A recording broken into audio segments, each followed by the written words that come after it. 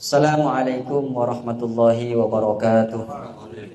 Alhamdulillah wassalatu wassalamu ala Rasulillah Sayyidina Muhammad ibn Abdullah wa ala alihi wa ashabihi wa man tabi'a sunnatahu wa iqtada bi hudah ila yaumil liqa'illahi ta'ala wa la haula wa la quwata illa billah, amma ba'du. Hadratal muhtaramin wal muhtaramat al-aizza, yang saya muliakan, yang saya hormati dan yang saya banggakan, para hadirin sekalian, lebih khusus kepada para jemaah, alumni, wali santri dan simpatisan Pondok Pesantren Salafiyah Syafi'iyah Sukorejo Situbondo, dan juga rekan-rekan sahabat dari Majelis Wakil Cabang Nahdlatul Ulama Pontianak Utara, wabil khusus kepada Sohibul Bait, Sohibul Hajah Al-Ustadz Syamsuddin beserta istri, mudah-mudahan senantiasa dijaga dan dilindungi oleh Allah Subhanahu wa taala serta mendapat syafaat baginda Rasulullah Muhammad sallallahu alaihi wasallam. Bismillahirrahmanirrahim. Sekarang masuk kepada halaman ke-40, maqalah yang ke-25. Wal maqalatul khamisata wal 20, adapun ini adalah maqalah yang ke-25 an ba'dil ubadi, dari sebagian para hamba. Annahu qala, annahu sesungguhnya qala berkata, siapa sebagian para hamba itu fil munajati, ketika munajat kepada Allah Subhanahu wa taala. Berarti ubad ini artinya orang-orang yang ahli ibadah, karena senantiasa munajat fil laili, ketika malam dia nyokon, munajat memohon kepada Allah Subhanahu wa taala. Jadi untuk level ubad ini tidak sembarangan, artinya semua manusia pasti hamba Allah Subhanahu wa taala. Akan tetapi ketika dia senantiasa munajat kepada Allah, namanya sudah disebut dengan ubad secara khusus. Beliau mengatakan, ilahi tulul amali gharrani, ilahi wahai Tuhanku, tulul amali, adapun banyak angan-angan, adapun panjangnya angan-angan, gharrani ialah telah menipu apa banyaknya angan-angan ni kepadaku. Dia berkata, duh, banyaknya keinginan, banyaknya harapan-harapan, banyaknya angan-angan itu sejatinya sesuatu yang membuat aku tertipu. Karena angan-angan yang ada di dalam pikiran kita ini semuanya sifatnya duniawi. Jadi kalau orang sudah banyak memikirkan duniawi, pasti menjadi hamba bagi dunia itu sendiri. Maka ada sebagian makalah mengatakan, ukhdumi man khodamani wastakhdimi man khodamaki. Ukhdumi, tolonglah orang yang senantiasa menyembah kepada diriku, kata Allah. Kata Allah, ukhdumi man khodamani, bantulah orang yang menjadi pegawaiku. Nah, gampangnya begitulah. Jadi orang-orang yang menjadi pegawainya Allah, para dai, PNS katanya kan, para dai itu pegawai Nabi Shallallahu Alaihi Wasallam. Kan PNS itu beda dengan PNS yang sekarang yang bajunya biru ini. Ini pegawai negeri, pegawai sipil itu ya. Jadi PNS pegawai Nabi Shallallahu Alaihi Wasallam. Jadi ketika menjadi pegawainya Allah Subhanahu Wa Taala, kesulitan-kesulitan kita, problem-problem kita senantiasa dibantu oleh Allah Subhanahu Wa Taala. Itu bahasanya ukhdumi man khodamani. Bantulah orang yang membantuku. Jadi dunia dan alam semesta ini akan membantu kita ketika kita menjadi pegawainya Allah. Guru ngaji itu pegawainya Allah, para pendai, pengasuh-pengasuh pesantren, guru-guru madrasah, dan banyak yang lainnya, semua yang tak perlu kita ungkapkan satu persatu sehingga menjadi lama. Itu semuanya pegawai Allah Subhanahu wa taala. Dan sebaliknya, orang yang menjadi pegawainya dunia, istakhdimi man khodamaki, buat dia hamba, buat dia kebulah, buat dia menyembah kepada dunia sehingga dia menjadi sulit. Ibarat seseorang mengejar bayangan bisa dapat? Tidak bisa. Semakin susah, semakin diperbudak oleh dunia, maka akan semakin lemah. Maka kalau kita senantiasa menjadi pegawainya Allah, insya Allah segala kesulitan kita akan dimudahkan oleh Allah. Nah, salah satu bentuk duniawi yang bisa menipu kita, katanya sebagian para kebulana Allah, para hamba-hamba Allah yang soleh ini adalah tulul amal, banyaknya angan-angan. Sekarang kita pikir begini, kalau mikir makan kita ini kira-kira satu genggam ini cukup enggak untuk perut kita? Cukup enggak untuk perut kita ini satu genggam? Kalau direbus, dimasak tak cukup satu genggam beras, sangat lebih. Lalu apa yang membuat diri kita kemudian resah? Lalu apa yang membuat diri kita kemudian menjadi khawatir?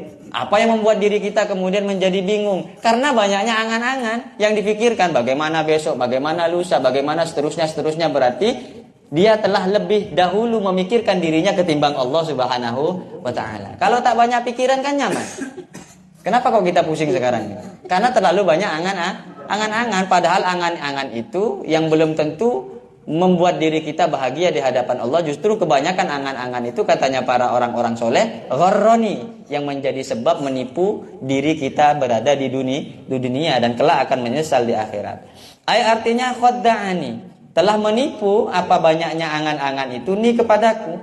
Sementara wa qadzamallahu al-amala, Allah telah mencela, mencaci, menghina Allahu siapa Allah al-amala kepada banyaknya angan-angan biqaulihi dengan firman Allah, zarhum yakuluna wa yatamatta'una wa yulhihimul amala wa yulhihimul amalu fasawfa ya'lamun. Kata Allah, zarhum, tinggalkanlah olehmuhum kepada mereka, yakuluna yang makan siapa mereka. Ini berarti memikirkan perut saja.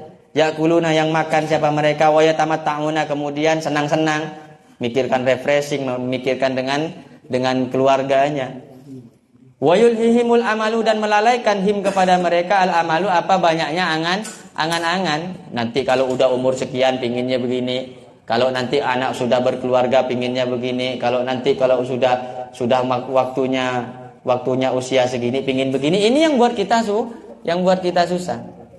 Fasaufa ya'lamun, maka akan mengetahui, maka akan tahu siapa mereka. Kelak akhirnya mereka ketika berada di akhirat akan tahu, akan menyesal bahwa pentingnya menjadi pegawai Allah Subhanahu wa taala, menyedikitkan angan-angan, bahwa angan-angan yang terlalu banyak itu menipu diri kita.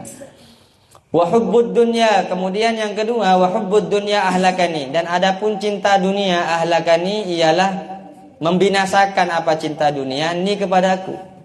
Hubbud dunya, cinta kepada dunia, senang dengan dunia, tidak mau berpisah dengan dunia, itu membuat diri kita celaka, sejatinya celaka. Kalau tidak cinta dengan dunia nyaman, ibarat kita seperti tukang parkir itulah. Datangnya motor, datangnya mobil, kemudian baliknya motor kepada pemiliknya, apa kita pikirkan? Enggak. Tapi yang kemudian yang menjadi milik kita, yang kita merasa adalah ini milik kita, kemudian hilang, kemudian kembali kepada Allah Subhanahu wa taala, ini menjadi kepikiran kita kan? Ini yang disebut dengan hubbud dunya. Bisa nggak kita memposisikan diri kita sebagaimana tukang parkir? Kan susah, sulit. Nanti minta bayaran pula ketika diambil. Ini kan payah. Maka masuk dalam kategori hubbud dunia ketika kita merasa memiliki apa yang ada di dalam diri kita, merasa kita memiliki. Ini susah. Hubbud dunya halakani, ini yang bisa membuat diri kita akan binasa. Artinya auqani fil muhlikah, membinasakan, menjerumuskan apa cinta kepada dunia itu ni kepadaku fil muhlikati, di dalam kerusakan. Bahwa yang merusak diri kita sejatinya kita tidak bisa lepas dengan dunia. Bangun tidur yang terpikirkan apa? Dunia, kerja, ditengok postingan HP. Seharusnya ketika bangun tidur membaca doa. Kira-kira hafal doanya? Tengok Allah. Allahumma jannibna syaitan gitu kan. Mau tidur, bismikallahumma ahya wa bismika amud, dihilangkan sebentar pikiran-pikiran dunia. Ketika bangun tidur membaca doa, alhamdulillahilladzi ahyana ba'dama amatana wa ilaihin nusyur. Asbahna ala mulki lillah. Itu kan panjang itu, yang doanya yang di kitab Bidayatul Hidayah itu. Itu keponaan beliau hafal itu, keponaannya Bang Udin itu. Karena setiap pagi dibaca, ayo bangun tidur gitu. Wajib baca kalau di rumah. Cuma kiainya tak hafal ya. Ya susah ya begini nih. Banyak angan-angan. Ya ini banyak angan-angan. Ya Rasulullah. Ini kena mental loh. Luar biasa. Lanjut aja lah. Jadi hubbud dunya bisa mencelakakan kita. Ruwiya annahu sallallahu alaihi wasallam, diriwayatkan apa sesungguhnya Rasulullah sallallahu alaihi wasallam qala, ialah bersabda, apa kata Kanjeng Nabi, man usyriba qalbuhu hubbud dunya, barang siapa usyriba yang diminumkan, berarti bercampur. Kalau udah diminum sama kita kan bercampur dengan apa yang ada di dalam perut kita. Man usyriba qalbuhu hubbad dunya, barang siapa usyriba yang diminumkan qalbuhu apa hatinya eman, dicampur apa hatinya eman, hubbad dunya dengan cinta dunia, iltata minha bisalasi syaqain, maka akan hinggap siapa man minha dari cinta dunia bisalasi syaqain dengan 3 beberapa celaka. Ada sesuatu yang bisa mencelakakan diri kita kalau kita terlanjur bercampur dengan mencintai dunia. Yang pertama, la yanfadu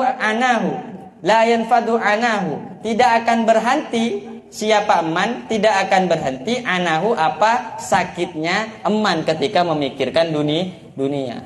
Jujur, sakit apa enggak ketika kita banyak pikiran?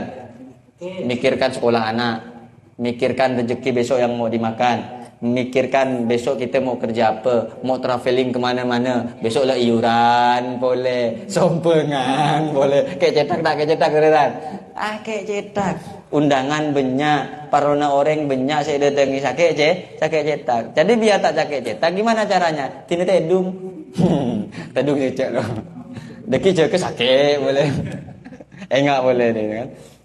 Yang pertama begitu. Yang pertama, la yanfadu anahu, maka tidak akan berhenti merasakan sakit ketika berhadapan dengan cinta dunia. Yang kedua, wa hirsin la yablughu ghinahu, dan rasa tidak puas, ketamaan la yablughu ghinahu, yang tidak akan sampai ghinahu apa kecukupannya seseorang. Merasa tidak akan pernah cukup. Udah punya 1 pingin 2, punya 2 pingin 3, seterusnya dan seterusnya, tidak akan pernah merasa puas. Kemudian wa amalin la yablughu muntahahu, dan angan-angan la yablughu yang tidak sampai muntahahu apa akhirnya angan-angan, banyak angan-angannya yang tidak tercapai. Maka ketika matinya penasaran, jadi hantu, jadi bangkit dia kan. Kenapa kok jadi hantu? Karena mati penasaran. Ngapa penasaran? Beberapa angan-angan tidak tercapai. Apa angan salah satunya? Menikahi janda. Jadi angan-angan tak tercapai itu kan.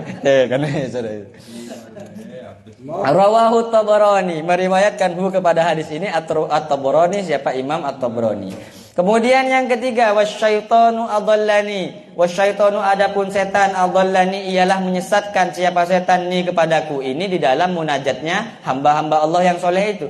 Artinya auqani fi tariqin muawwajin, menjatuhkan, menjerumuskan siapa setan fi tariqin muawwajin, di dalam jalan yang sesat. Ini kita seringkali disesatkan oleh setan. Maka minta kepada Allah Subhanahu wa taala agar supaya kita dilindungi dari godaan setan. A'udzubillahi minasyaitonir rajim. Kita berlindung kepada Allah dari godaan setan yang terkutuk. Kemudian yang keempat, wan nafsul ammaratu bisu, keinginan yang mengajak dengan keburukan, anil haqqi, menjauh dari kebenaran, manaatni, yang telah mencegah apa nafsu itu ni kepadaku. Artinya nafsu al-ammaratu bisu allati ta'muru bil ladzati wasyahwatil hissiyah, adalah nafsu ta'muru yang mengajak, yang memerintah apa allati bil ladzati, dengan nikmat, dengan kenyamanan, kenikmatan, wasyahwati, dan keinginan al-hissiyati yang sifatnya indrawi.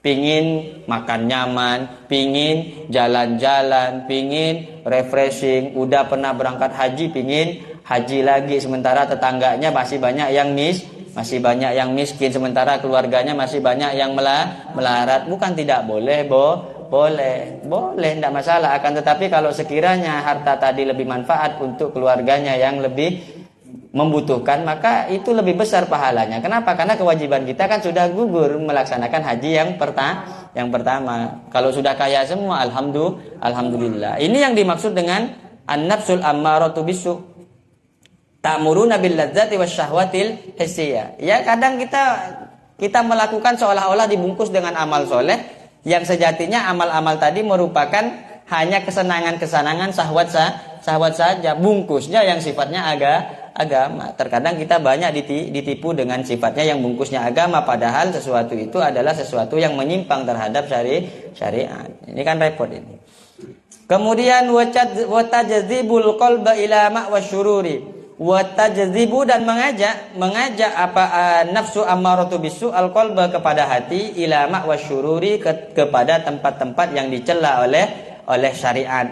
diajak ke tempat-tempat yang tempat mesum, diajak tempat judi, diajak tempat minum-minum. Kadang kita lebih senang ke sana daripada ikut ngaji. Kalau ada pengajian, malas. Kalau ada rutinan hadatan, malas. Kalau ada solawatan, malas. Tapi kalau disuruh tempat-tempat yang maksiat untuk mengibah orang, membicarakan keburukan orang, kita rajin meskipun hujan-hujan jam 2 malam datang. Tujuannya satu, nak ngomongkan orang. Apalagi yang dibicarakan itu persoalan yang hangat-hangat sekarang. Kiai berkaitan dengan politik. Oh, kiai dirasani terus. Kiai kawin 2 dirasani, kiai ikut politik dirasani. Cek nyaman apa pun tak kiai itu kan. Padahal yang lain banyak untuk diomongkan. Tahan sampai jam 2 malam. Tapi kalau ngaji pantat panas. Mata ngantuk. Nah, ini namanya nafsu ammaratu bisu. Wa man ba'il akhlaqiz dzamimah, dan nafsu ammaratu bisu, nafsu yang mengajak keburukan itu merupakan sumber akhlak yang tercela. Ammaratu bisu anil haqqi, mengajaknya kepada keburukan, anil haqqi, menjauh dari kebenaran, ai at-tariqil haqqi, dari jalan yang benar. Mana'atni, ialah mencegah apa ammaratu bisu ni kepadaku. Qala, berkata Ali bin Abi Thalib, siapa? Imam Ali bin Abi Thalib karramallahu wajhah, akhafu alaikum isnaini. Nih kata Imam Ali, akhafu alaikum isnaini, aku khawatir alaikum atas kalian semua, isnaini ialah 2 perkara. 2 perkara yang dikhawatirkan oleh Imam Ali radhiyallahu taala anhu. Kalau dalam agama, dalam konteks agama, bukan dalam konteks umum, itu juga 2 perkara yang dikhawatirkan oleh Imam Ali radhiyallahu taala anhu. Imam Ali ketika masih hidupnya, beliau pernah mengatakan ada 2 perkara yang memang saya takutkan untuk agama Islam. Yang pertama adalah alimun mutahattik, orang alim yang sembrono. Yang kedua adalah jahilun mutanassik, orang bodoh yang dijadikan panutan. Sekarang banyak enggak yang banyak ngerusak agama kita ini dari dalam agama Islam? Apakah orang non muslim atau muslimnya sendiri? Muslimnya sendiri. Yang pertama siapa? Alim mutahattik, orang alim yang sembrono, memberi fatwa, sembrono, punya kepentingan, punya berpihakan, itu RP kan, berpihakan, berpendapat sesuai dengan pendapatan. Ini kan banyak. Kemudian ada orang yang memang tidak tahu apa-apa, dijadikan panutan. Nah, ini repot. Maka kata Imam Ali, 2 perkara ini yang sangat membahayakan. Di dalam kitab Ta'limul Muta'allim dikatakan, fasadun kabirun alimun mutahattiku wa akbaru minhu jahilun mutanassiku.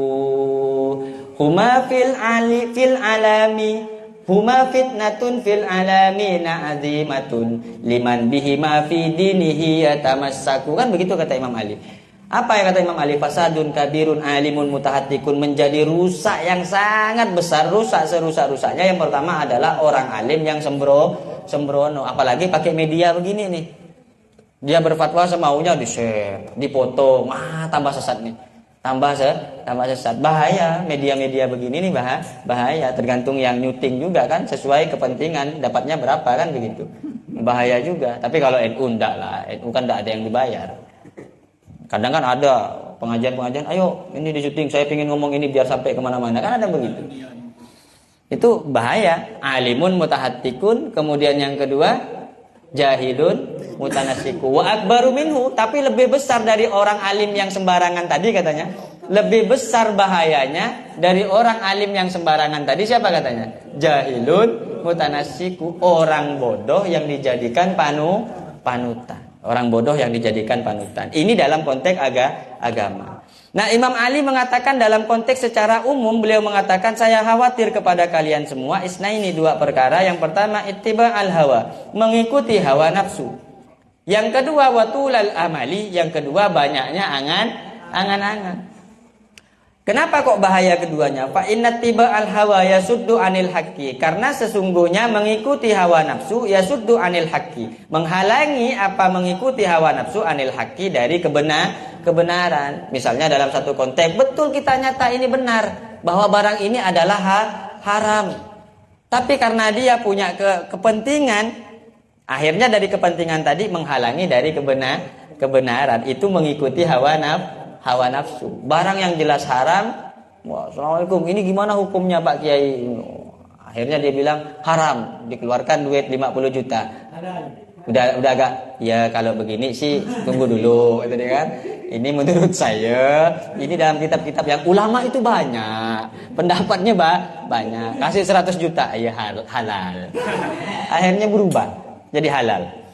Ini kan bahaya. Yang seperti ini bahaya. Maka kita minta kepada Allah Subhanahu wa taala dijauhkan dari hal-hal yang semacam ini. Yang khawatirnya kalau dicoba oleh Allah kepada diri kita, tak menjamin yang ngomong ini juga akan terjaga, tidak menjamin. Boleh jadi nanti ada yang datang ke rumah lagi butuh-butuhnya semen kan, kemudian bawa 1000 sak, meker gitu kan. Naudzubillah. Tapi saya berharap ada datang walaupun 100 sak, tapi tidak ada embel-embel. Ada yang memang murni. Ini Pak Ustaz, sedekah. Alhamdulillah. Ini ittiba'ul hawa. Yang kedua, yang bahaya katanya Imam Ali, watulul amali. Banyaknya angan-angan yunsil akhirata, ialah melalaikan, melupakan apa banyaknya angan-angan al-akhirata kepada akhirat. Seolah-olah dia ini akan hidup selamanya. Banyak angan-angan. Tak temu teretan. Mati ini tidak tunggu tua, tidak nunggu sakit. Anak kecil pun kalau udah waktunya mati. Tak sakit pun kalau udah waktunya mati. Orang kaya, orang miskin, raja-raja, semuanya kayak anak TK jadinya. Jadi mau hati-hati. Tulul amal ini melalaikan kita kepada akhirat.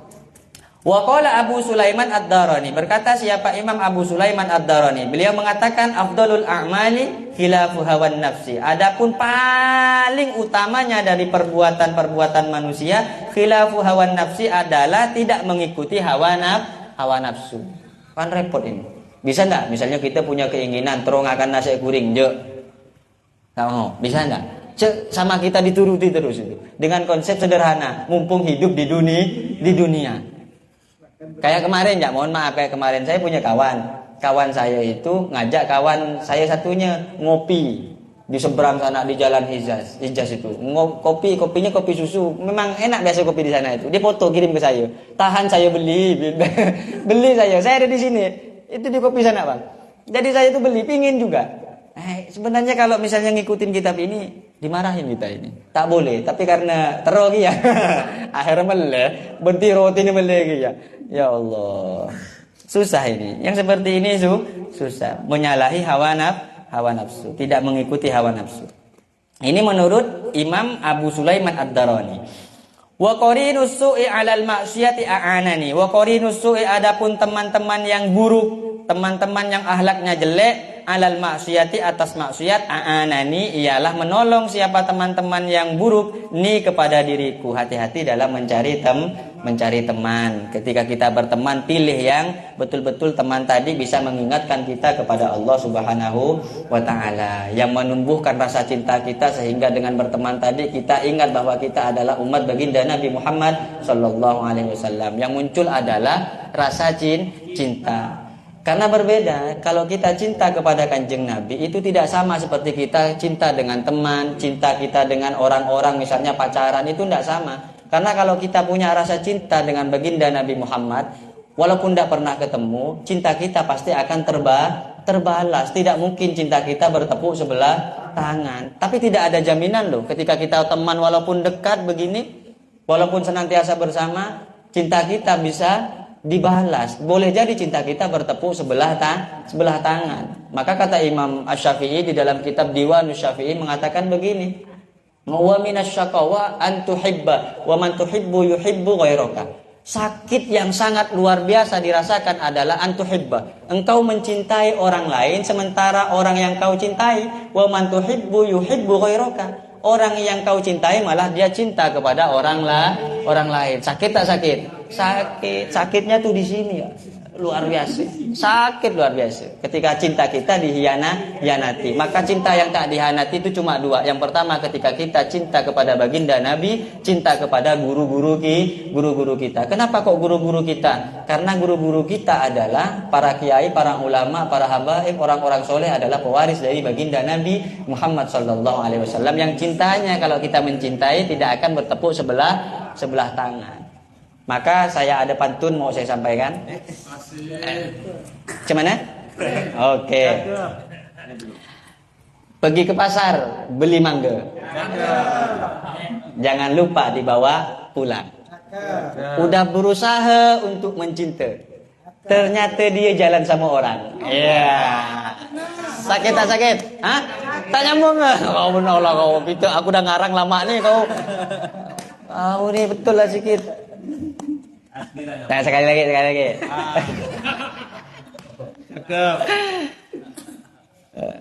Saya kira hari Minggu. Ternyata hari Sabtu. Hari Sabtu. Jangan ganggu lah. Apa ya? Jangan mikir loh. Saya kira hari Minggu. Ternyata hari Sabtu. Saya kira dia mau menunggu. Ternyata dia cari yang baru. Masuk kan? Oke, satu lagi. Mantu janda. Oke, siap. Ikan hiu sambal belalang. I love you janda viral. Iya, ngakak viral. Ada Rosak tolong bagian ini dipotong ya. Jangan sampai nyampe ke bini saya, bahaya ini. Ya Rasulullah. Anda kata, ya ini suruh cari teman yang baik. Sama Imam Ali disuruh cari teman yang baik. Qala Adi, berkata siapa Imam Adi bin Zaid bin Bahrin Tawil dari Bahar Tawil. Beliau berkata, Anil mar'i la tas'al wasal an qarinihi fa kullu qarinin bil muqarini yaqtadi. Idza kunta fi qaumin fasahib khiyarahum wala tashabil arda fatarda ma'arradi. Anil mar'i la tas'al, dari seseorang la tas'al, jangan bertanya siapa kamu, wasal an qarinihi, bertanyalah an qarinihi dari temannya. Fakullu qarinin bil muqarini yaqtadi, maka setiap teman bil muqarini dengan teman yang lain yaqtadi ialah mengikuti. Misalnya begini, si A sama si B. Kau mau tahu si B, si A ini perbuatannya baik apa tidak, jujur apa tidak, bagus apa tidak sebelum kita berteman dengan dia. Maka tidak perlu kita nanya sama dia karena dia tak mungkin ngaku. Misalnya saya ingin berteman dengan Ustadz Kawakim. Saya nanya, Ustadz kau orang baik? Dia pasti akan menyampaikan saya ini baik, saya begitu kan. Tidak perlu kita bertanya ke dia, kita cukup lihat temannya. Siapa temannya? Kalau temannya tukang nyabung ayam, megang ayam, fa insya Allah ini juga ikut nyabung ayam. Kalau temannya tukang mabuk, tukang judi, fa insya Allah dianya juga ikat judi, ikutnya nyabu. Jadi tidak perlu nanya ke dia, kita lihat temannya. Kenapa? Fakullu qarinin bil muqarini yaqtadi, maka setiap teman dengan teman yang lain itu saling mengikuti. Idza kunta fi qaumin fasahib khiyarahum. Apabila kunta ada siapa engkau fi qaumin di dalam satu kaum, fasahib khiyarahum. Apa katanya Imam Ali? Fasahib khiyarahum, maka carilah yang terbaik di antara mereka. Cari kawan yang bagus. Maka Kanjeng Nabi Muhammad pernah mengatakan, ala ukhbirukum bi khiyarikum. Saya mau nyampaikan dengan kalian, mau enggak saya kasih tahu bahwa bi khiyarikum, kau itu di antara kalian ada yang terbaik. Mau enggak kau cari kawan yang terbaik? Sahabat bertanya, qalu ya Rasulullah, siapa mereka orang-orang yang baik di antara kita? Kata Kanjeng Nabi, alladzi idaru'u, mereka adalah orang-orang yang ketika dilihat zukirallahu ta'ala, dia senantiasa mengingatkan kita kepada Allah. Kita tengok guru-guru kita yang soleh, ketika ketemu tak tahu salaman lah dulu, kita ketemu, ya Allah, ya Rasulullah, Hadratus Syekh Khalil, jangan sampai ceramah baru assalamualaikum saja kita udah ya Allah, ya Rasulullah. Guru-guru kita. Nah, yang seperti ini yang seharusnya kita ikuti. Itu dari Kanjeng Nabi. Kemudian kata Kanjeng Nabi, ala ukhbirukum bisyirarikum. Sekarang mau tahu enggak yang jelek di antara kalian itu siapa katanya? Yang pertama adalah al-masya'una bin namimah. Orang yang ke barat ke timur hanya ingin mengadu mengadu domba. Apalagi sekarang musim-musimnya adu domba. Hati-hati. Hati-hati, sekarang ini musim panas. Silahkan kalian mau pilih 1, 2, 3, 4, 5, 6, terserah. Yang penting rotibul haddad tetap berjalan lancar. Jangan mengadu domba. Tidak boleh. Jangan al-mufsiduna bainal ahibbah. Jangan merusak di antara orang yang sudah kadung saling cinta. Jangan merusak sama orang yang udah kadung saling suka. Ndak boleh. Ini orang yang terburuk menurut baginda Nabi Muhammad sallallahu alaihi wasallam.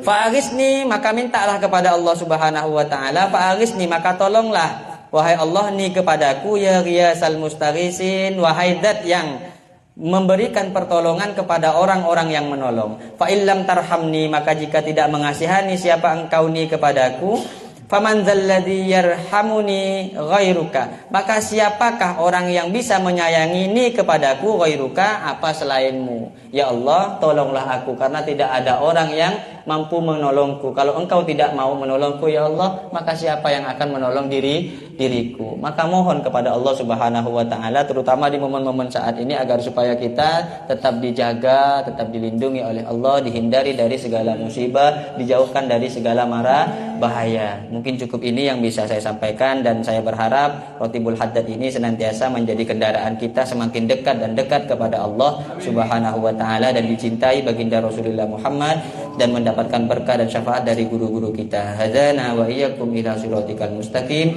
Assalamualaikum warahmatullahi wabarakatuh.